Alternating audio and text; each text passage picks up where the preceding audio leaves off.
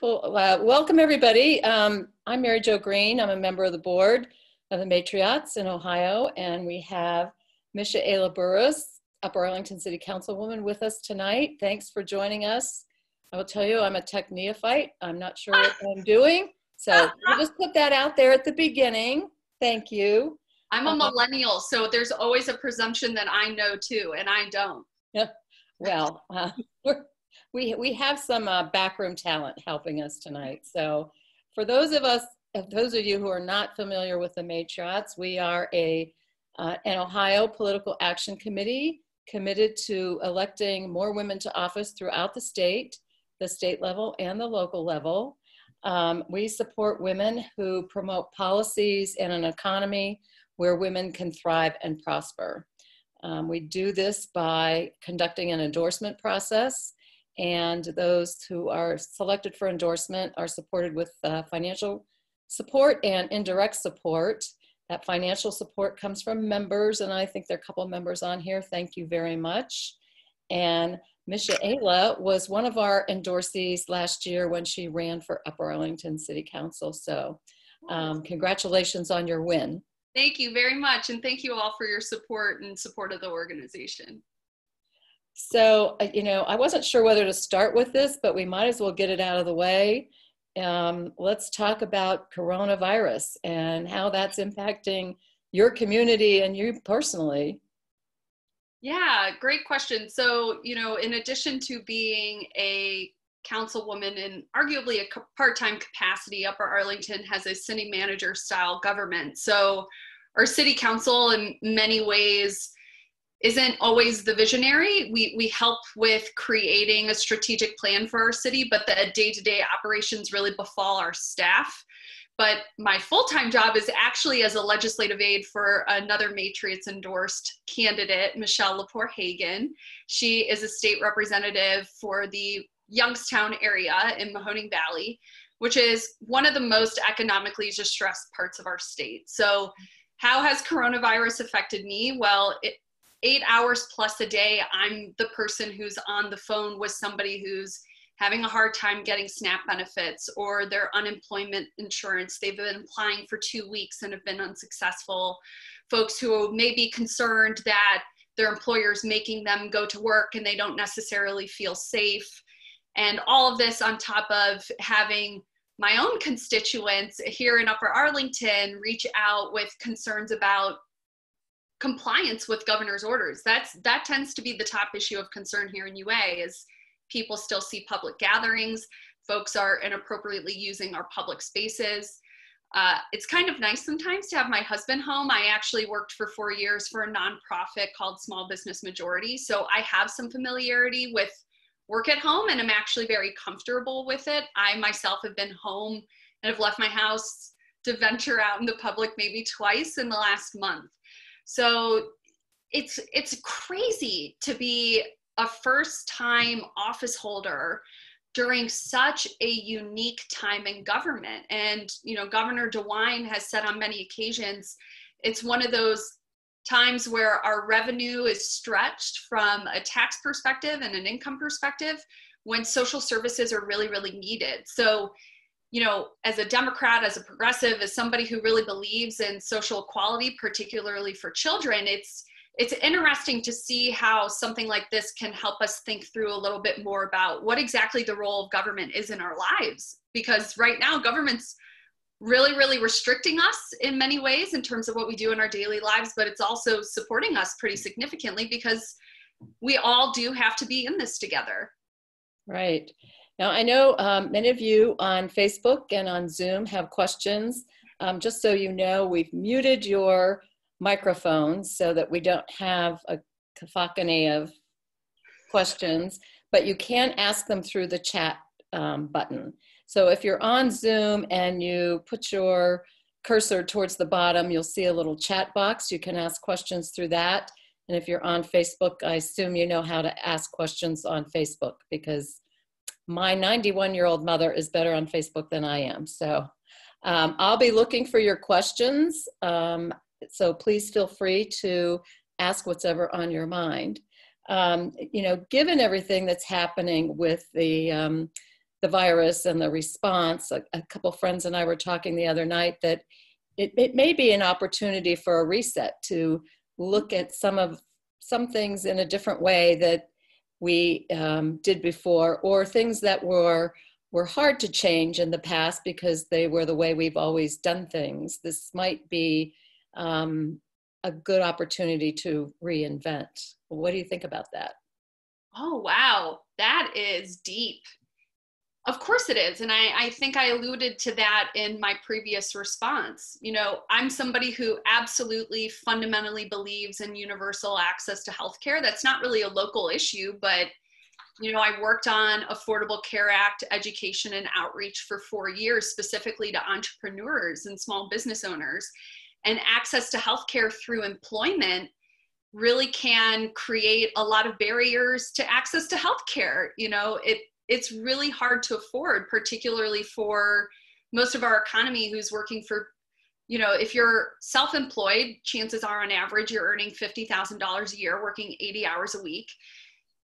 You know, being able to pay for your own health insurance on top of that of, let's say, a workforce of somewhere between 5 to 10 employees, it's not really reasonable. And I think that's one microscopic issue that we all should kind of be thinking to ourselves. You know, we've seen during the governor's press conferences the question of, when somebody's being admitted to the hospital, what does that mean in terms of asking for health insurance, and should they or should they not get treated? And so it's an interesting time in our country just on the topic of healthcare and how we interact with healthcare.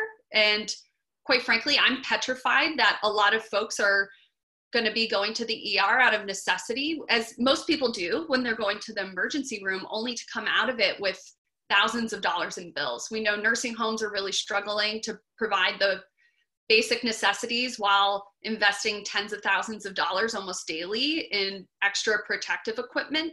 And again, it's just an interesting time to ask ourselves, you know, if we believe that government can be a force of good in our lives, or if we believe that there are some things that socially make sense for us all to be invested in, should we be doing that and be doing that better? And honestly, a time like this can really, really highlight that. Yeah. Well, we have a question from one of our, I'll call them a Zoomer. Says, are there issues you believe women running for office face that men do not? Oh God, yeah. There's a couple. You know, I have experienced pregnancy loss. I've been through IVF. I doubt men who, let's say, have a partner or someone in their life who have had those experiences, one, are going to show up on somebody's doorstep and be asked questions about kids or if they have children. But secondly, will probably be, and I don't mean this disrespectfully, and I'm speaking purely from my experience in my own marriage, I don't think it will have as heavy of an emotional weight when you're asked that question. One thing I remember very vividly, I ran for office in 2017 and was unsuccessful, and then again in 2019. And there was an experience I had, and as a feminist, really thought about through a feminist lens. When I was preparing for our candidate debate, we had several, but there was one in particular hosted by Leadership UA, which is a local nonprofit, and it's open to the public. So it's essentially our community's candidate forum where most of our neighbors will get really important information about local elections. And I spent a really long time thinking about what I was going to wear and, you know, feeling insecure about my outfit and how much makeup I should or shouldn't put on. And as a young woman in particular running for office and doing so quite a bit younger than most of my opponents, I thought about my appearance a lot and that reflection to people. And there was a moment during that night while I was getting ready that I looked in the mirror and said to myself, none of my male opponents are spending any time thinking about this. And they're studying, they're reading about the issues, and I'm paranoid about giving the ideal perception. And another way women running for office, I believe, experience things a little bit differently than men is also with respect to personality acceptance and being bold. And my experience as a first-time candidate, I really struggled with that and really adapted as a second-time candidate.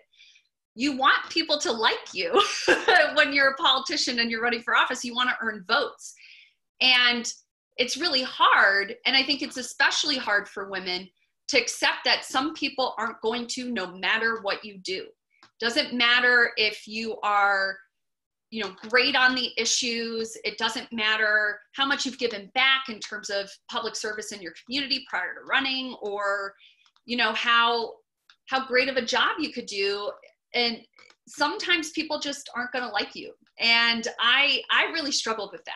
And sometimes I shied away from speaking as boldly on things as I would have liked to, because I ran with the idea that somehow I had to be not controversial to people. And as a candidate in 2019, I let go of that emotionally. But that was a really hard personal challenge to realize, wow, do people really think that, you know, I'm ambitious and don't care? Of course I care about this office. You know, you have a hard time reconciling, especially in close-knit communities like where I ran, that the gossip and wanting to participate in the gossip and wanting to control your own story about yourself. And it's hard. It's a hard thing to let go of. Mm-hmm. Understand that. We have another question from your friend Lori Trent. She wants to thank you for doing this. And her question is one that she thinks many people are asking, and that is, they can't wait to get back to normal. Is that possible? And if so, how? And if not, why not? Ooh, three-parter. Well, I'll take that question in stride. And what I'll do is tell a story. My mother is a German immigrant. She was a domestic violence victim. And when she left my father, she did it with no family support, no community support, and really no for sure way to provide for her children. But she knew it was a necessity. And one of the things that my mother always did for us as kids was have this really hopeful nature and beautiful sense of humor about things. She always, it didn't matter how bad things were, you know, our home sometimes didn't have running water or a working toilet. And when the toilet didn't work and we had nowhere to go or anything to do, her response would just be, well, it could be worse. And we'd all laugh about it. And I don't mean to say that somewhere in all of this, we have to let go of this idea of normal or what normal is for us. I mean, every day is different than the day before. And the more versatile we are and the more resiliency we have for the unexpected, the better prepared we are for life in general. So from a government perspective, will we go back? You know, I can't speak for every community, but in Upper Arlington, and I understand we are a very unique community. We are more affluent than most communities. And because of that, and because of recent development here in Central Ohio, our city has a lot of financial strength, you know, well beyond what we would need for a cushion to survive a pandemic and be able to maintain the essential services. So, you know, can I speak for my residents in saying, will they see cuts or changes to services after all of this? I think we'll be okay, but will the broader economy, will the state, will the nation? Of course, there's going to be some ripple effect. And what the new normal is, we all need to band together and be prepared for, and try to do it with as much patience and sense of humor as we can. And I fundamentally believe that if you put kindness and grace and good into the world, it comes back to you. My husband actually, he makes fun of me because, you know, here I am boxing up all the food in our house to go ship it away. And he's like, well, people are hoarding and getting rid of stuff. Don't you want to make sure we actually can take care of ourselves? And I'm like, but you know, Patrick, if we needed something, somebody would give it to us. And he's like, are you sure people would do that? And I'm optimistic. I have no choice but to be, you know, I fundamentally believe that things will be okay. And that's because of my mother.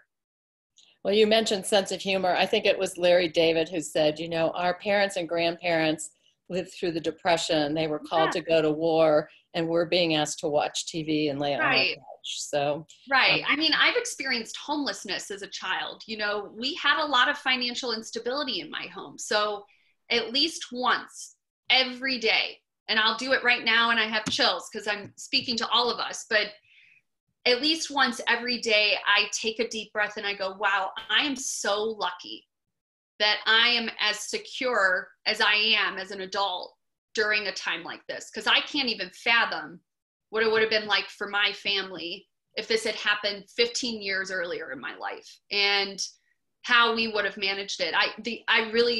My mom would have laughed, found a way, and said it could be worse. But you know, I have a roof over my head. I'm loved. I have food in my belly. I can survive. I can get by.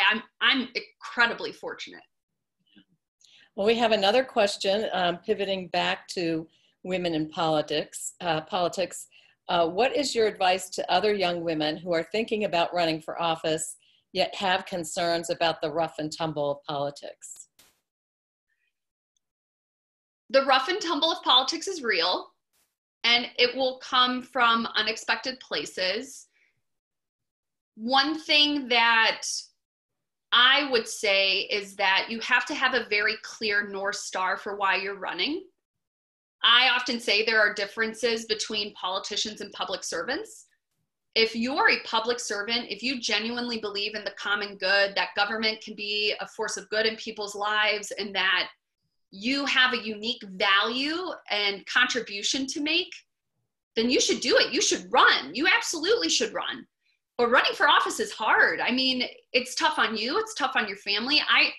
I was a Division I full scholarship college athlete, and the physicality of running, you know, the knocking doors, it surprised me even. So, but to say that it's hard and therefore you should avoid it, that's not what I'm saying. I'm simply saying, you know, if you go into it knowing, yeah, there's going to be rough and tumble, there may be unique or uncomfortable personalities, you have to live with yourself and every decision and choice you make. So if, let's say, you're tired that day, you're not sure you want to go knock doors, maybe you need to for your mental health, but you got to live with that choice.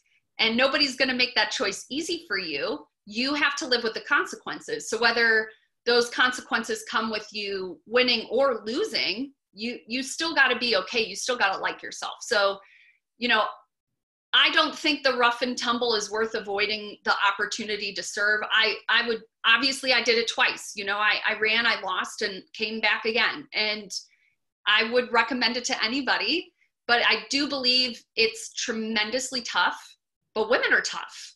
There should be more of us doing it. Well, what motivated you to run in your first race and then run again? Well, the first time, Upper Arlington, it's interesting. I've always had an interest in politics, worked in politics, and had an interest in law. I'm an attorney, and most of my jobs have had some kind of intersection with public policy and government. I always knew that I was much more interested in system change and how you write and make the law, opposed to, you know, taking people to court to analyze and dispute the law that's already written. And I knew it was something I would want to do someday. And when I moved to Upper Arlington, when I became a first-time homeowner, I knew this was going to be my forever community. I wanted to really dive in. I wanted to invest. I wanted to get involved as much as I could, and I did. And I definitely didn't see myself being a first-time candidate as young as I was, living in Upper Arlington for only a couple of years. But our community had had a lot of unique dissension, and there was a rift. And it was really capped off by a recall election and special election to remove 4 council members. The recall vote wasn't successful, but it says a lot about the point and moment in time a community is in where there are enough residents, thousands of which were willing to vote to completely remove people prior to their terms ends. So I looked at that and said to myself, you know what? I worked for Sherrod Brown during the Affordable Care Act implementation.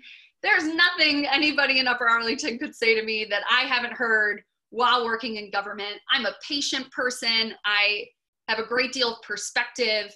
And while I certainly understand the merits of disputing over some of the local issues, to me, they weren't the type of thing that I could ever hate somebody for or become coarse with or angry. And I felt that that had value in that time in my community, and that I was uniquely able to offer that open ear, that open mind, that sense of comfort to whoever it may be.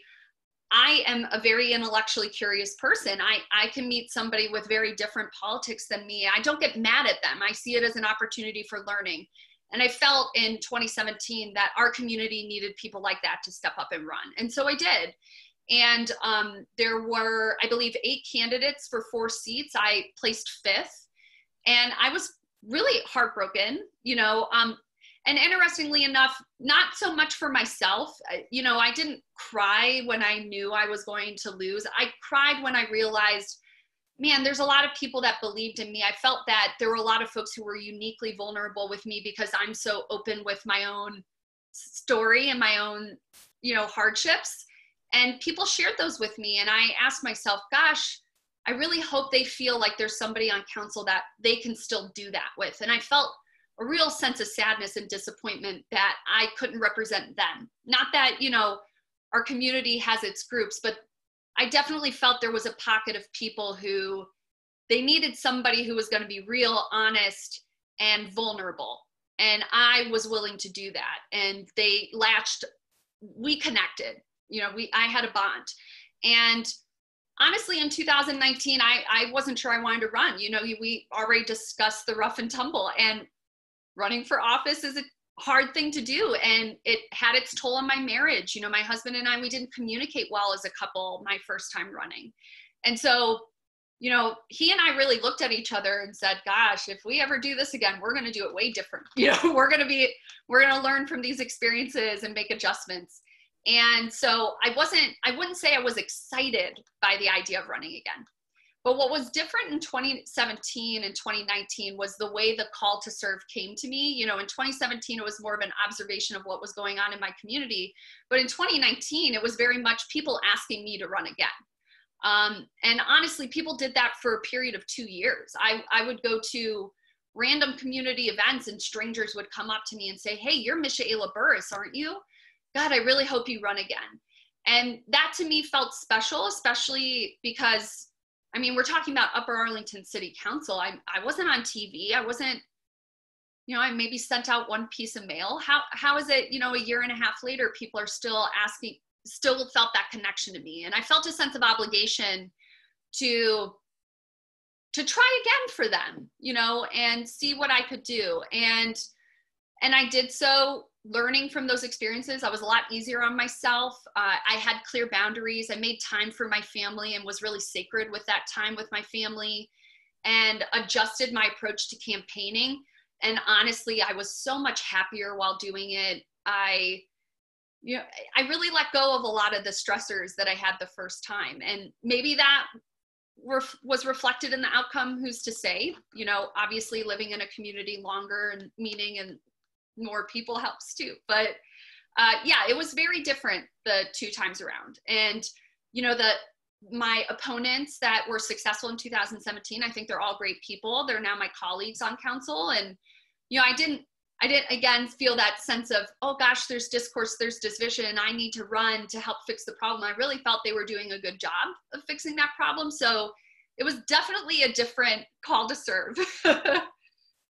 Well, this 30 minutes is going fast. We have one. Oh gosh, 30 minutes already, wow. We have a question from our Facebook audience. As a local lawmaker, what do you expect from your citizenry, and what are some of the things that we can do to get involved? Just generally or specific to COVID? It looks like a general question. Okay.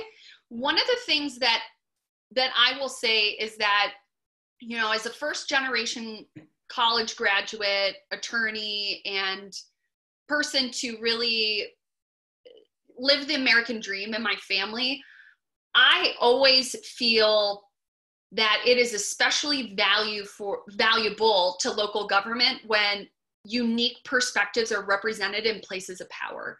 And this is a really important, you know, point to make with a group like the Matriots, because You know, when I look at boards and commissions, when I look at leadership positions here in Upper Arlington, many times, and this was the case for me as well as a younger, very excited, hands-on, want to get involved person, we have a tendency to go to people who have served already, who are actively involved, or that we know very well from the existing power structures. And so, you know, in terms of how to get involved, apply for boards or commissions. You don't necessarily have to run for office to have a really important seat in local power. And that is especially important. There may be a really valuable nonprofit board that's doing a lot of great good. Here in Upper Arlington, we have the Upper Arlington Community Foundation that has a Good Neighbor Fund and did a $25,000 match. It is a grant that is a lifeline for people. You know, being a part of that board presents a really amazing opportunity for community service. And so that's, I think, first and foremost, you don't have to run, you don't have to be a candidate, but like, I want large applicant pools. You know, I want to see names I've never seen before. I want to see new energy and folks getting active in local politics and in local government service. What I would also say is, now that I'm an office holder and no longer a candidate, I don't get to go knock doors. You know, I've often said that you feel like you lose to some degree that real groundedness I had as a candidate. You know, when you're talking to thousands of your neighbors, and then there comes a time where you have to speak on local issues and formulate opinions. In a representative democracy, that's easy to do when you're talking to loads and loads of people who aren't in your immediate echo chamber or social circle, and really feel like, hey, I get Upper Arlington. I know what we need. I know what our residents want. But once you become an office holder, those interactions are not as common. You know, groups like this, where we have people that are really engaged, really involved and showing up, that happens a lot at the federal level and with national issues. Happens even less at the state level. You know, not a lot of folks, again, I work for a member of the General Assembly, not nearly as many people reach out to that member as they did Sherrod when I worked for him. Granted, it was a statewide office, so a little different, but I mean, I worked in a regional office, and, you know, those opinions that come into the office are not nearly as vast, you know. And at the local level, maybe we had an arguably controversial issue about whether or not we would permit medical marijuana dispensaries. That really ticked things up. I've only been sworn in since January, but in the time period since I've been a member of council, maybe I get a resident email once a week. You know, I actively give out my cell phone. I try to meet people where they're at in our online forums, but that's not always the best way to learn how people are really feeling about things. You know, I mentioned COVID as a specific example. I don't know if people are staying in or not. I'm never leaving my house. I'm not phone banking people. So to me, in getting involved in your local government, apply for boards and commissions, but you actually really do need to engage with your local lawmakers and show up to council meetings. I believe it's somewhere near 80 or 70% of all laws that affect your daily life happen at the county level or lower. But for whatever reason, it seems to be the level of government people participate with the least. And so I know that I desperately want people reaching out to me. It's how I feel like I know what I'm doing and if I'm doing a good job. Well, thank you. I'd like to thank Michaela for joining us this evening. The Matriots is actually hosting a number of virtual events, and you can find those on our website, matriotsohio.com. And we didn't get a chance to talk about how important campaign contributions are. Oh my God, money. If you want more women's voices at the table, please consider joining the Matriots. It's all on the website on how to do that and how we screen candidates so that we can get more women at the table throughout the state of Ohio. So thank everybody. Thank you everybody who participated tonight. And thank you, Michaela, for making time during this busy season to share your thoughts with us. Yeah, of course. I cannot say enough, you know, 3 sisters, daughter of a single mother. This was an organization I was yearning for when I was looking to get involved in politics. And I'm so thankful y'all are here. Cannot say enough what an honor it is to be a part of the family, to be an endorsed candidate, and to continue supporting the organization. Well, thank you very much. And thanks, everybody. Good night. Have a good evening. Good night, everyone.